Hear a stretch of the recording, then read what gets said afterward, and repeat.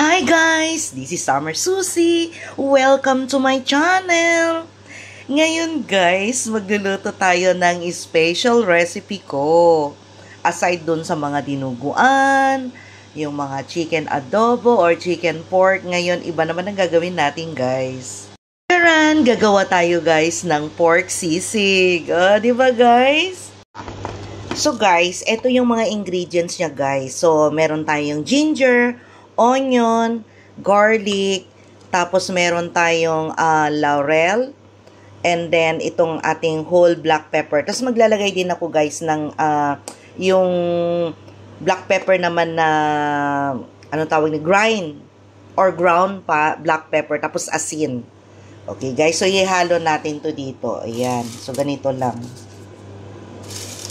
Ayan. I-mix, tapos ito. And then guys, maglalagay ako ng medyo mainit na tubig para mabilis yung kanyang pagkulo guys. Ayan. Yan guys. Ito, tatakpan na natin at pakuluan natin guys for about 30 minutes guys. Okay? So guys, ito guys, na ano na natin siya guys, na blanch for about 30 minutes. So, yung tainga guys, nandun pa sa apoy kasi medyo matigas pa siya. Ngayon guys, instead na iihaw natin ito or ipiprito, i-ano ko na lang siya guys, i-air fry natin guys ito para hindi tayo matalsikan ng oil, o diba? So, ayan guys, i-air fry natin and then iset natin guys ng 200 and then set muna natin ng 20 minutes guys, okay? Yan. So guys, after 20 minutes, eto na siya guys. So, ibabalik ta rin natin siya kasi hindi pa luto yung sa kabila.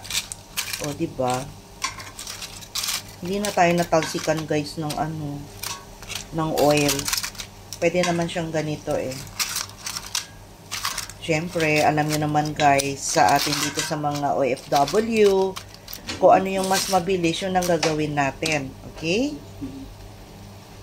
So guys, yung kabila guys, 10 minutes ko na lang ilalagay. So the same 200 degrees. Ayan. So guys, ayan. Tapos na. Oh, ayan na siya guys. O diba, nabawasan pa ng oil.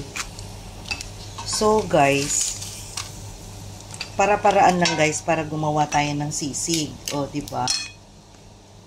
Kasi nga, syempre, wala naman tayo sa probinsya o sa Pinas na pwede natin siya guys ihaw. Ayan. So, the same thing guys, 200 degrees and 15 minutes. Ayan. Ngayon guys, eto na namang tenga ang ating air fry. So, ito guys, hindi kagaya ng ating pork na belly na 15 minutes. Ito gagawin ko 180 and then 10 minutes lang guys.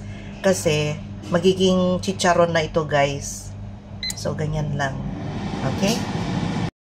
So guys, ito na yung mga ingredients natin para sa ating pork sisig. Pero ito guys is simple lang po. Ito yung aking version naman. O, di ba? So, naiiba ngayon ang ating intro. Okay, guys? So, ituturo ko sa inyo kung ano yung mga ingredients. So, ito na yung guys, yung in-air fry natin kanina, yung pork belly. Tapos, itong tenga. Hiniwalay ko siya guys kasi ito is medyo matigas-tigas. So, unahin natin tong igisa. Tapos, guys, of course, kailangan natin guys ng garlic, onion, tapos yung siling ganito. Tapos, wala tayong kalamansi guys, so lemon na lang. Tapos, wala tayong, anong tawag nito? Yung pork liver or chicken liver, so rino na lang ilalagay natin.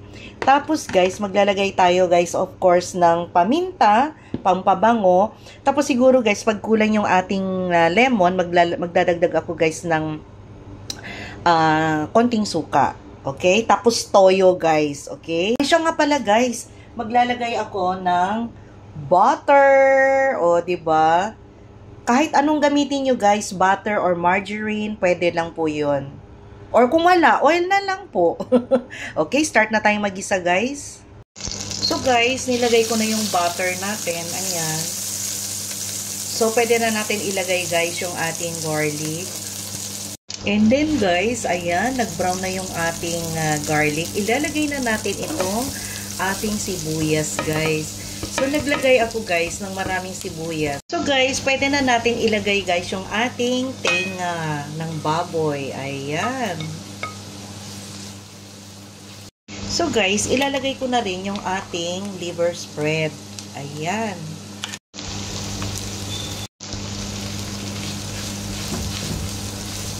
So, itong ating reno guys, or liver spread, replacement ito guys ng ating atay ng baboy or yung atay ng manok. Kasi may mga iba guys, ayaw kumain ng atay ng chicken. So, itong reno na lang. So, maglalagay ako guys ng toyo.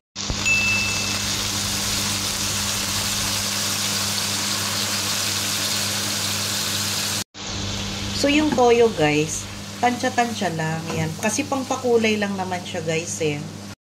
Then, paminta guys. Ayan. Then guys, after 5 minutes, ilalagay na natin tong belly. Ayan. Ang bango-bango guys. So, ilalagay na natin guys itong ating lemon.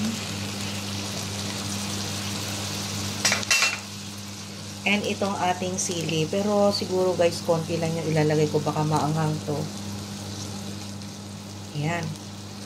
Lalagay tayo guys ng patis. Ayan. Pampaalat. Guys, maglalagay ako ng honey instead na sugar guys. Balanse ng lasa. Ayan. Guys, para malasa, lalagyan natin ng konting mayonnaise. Ayan. Kasi may nakita ko guys eh. So, maglalagay tayo. Ayan. Para manamnam. Wala na rin kasi itong laman guys. Ayan. Ay. Guys, kulang ng alat. So, maglalagay tayo ng konting asin. Ayan. So, guys, eto na siya.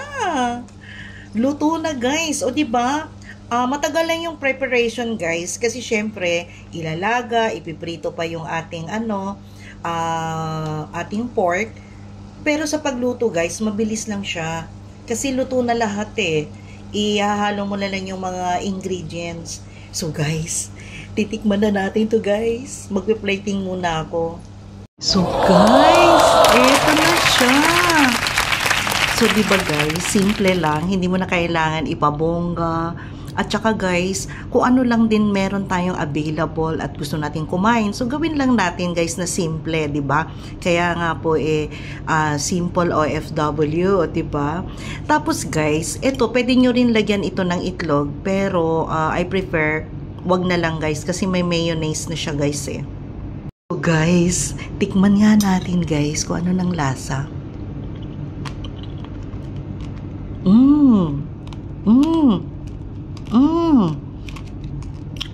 Very crunchy guys yung ating tenga.